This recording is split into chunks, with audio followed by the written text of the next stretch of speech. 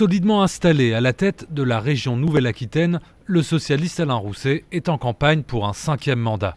Et pour son grand oral, face aux représentants des commerçants, il affiche sa confiance. Je maintiens la passion, je maintiens 1000 projets. Les écologistes avec lesquels il dirige la région ont décidé de faire cavalier seul.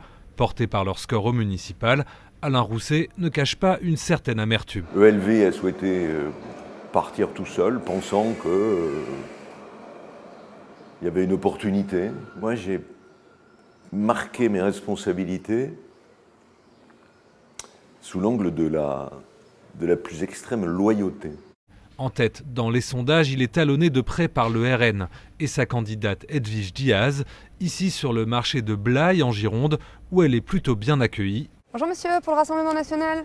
Bonjour. Pour Marine Le Pen. Merci, faut y aller. Cette ancienne militante LR, convertie au RN en 2012, a rapidement pris du grade au sein du parti et compris la méthode pour fidéliser les électeurs. Merci beaucoup, bonne journée. Voilà, vous avez Facebook peut-être ? Oui. Oui, je vais vous faire une demande d'amis. Ouais. En fait, j'ai pris son téléphone et il a été liker ma page sur Facebook.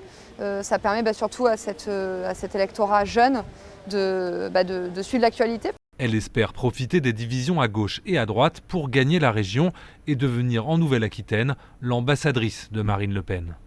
Quand elle sera élue présidente de la République, elle aura besoin de relais locaux. Elle aura besoin de conseillers départementaux, régionaux, des conseillers municipaux pour diriger le pays.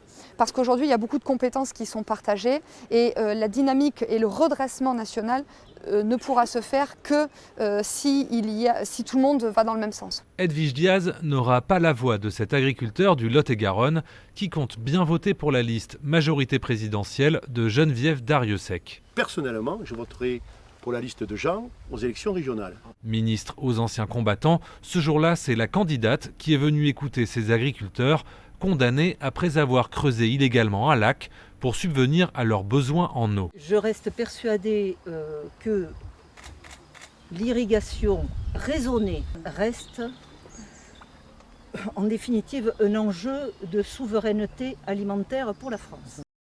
À la 3e place dans les sondages, elle regrette de ne pas avoir fait liste commune dès le premier tour avec les LR. Les LR sont dans un schéma national.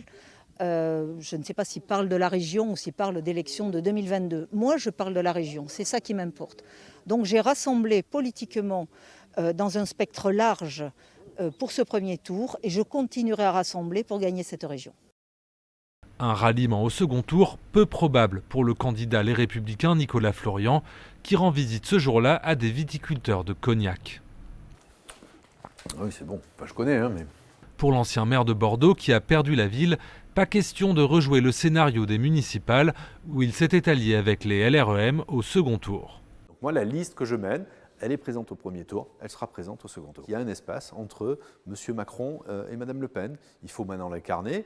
Et ces élections régionales peuvent être aussi l'occasion de préparer cette incarnation, travailler sur un projet d'alternance nationale et trouver celle ou celui qui pourra porter ce projet d'alternance dans les semaines qui viennent. Mais ça, c'est pour après les régionales. Si pour l'instant la droite ne veut pas entendre parler d'accord avec En Marche, les résultats du premier tour pourraient bien rebattre les cartes. Distancés tant par la gauche que par le Rassemblement national, LR et LREM pourraient bien être incités à se tendre la main.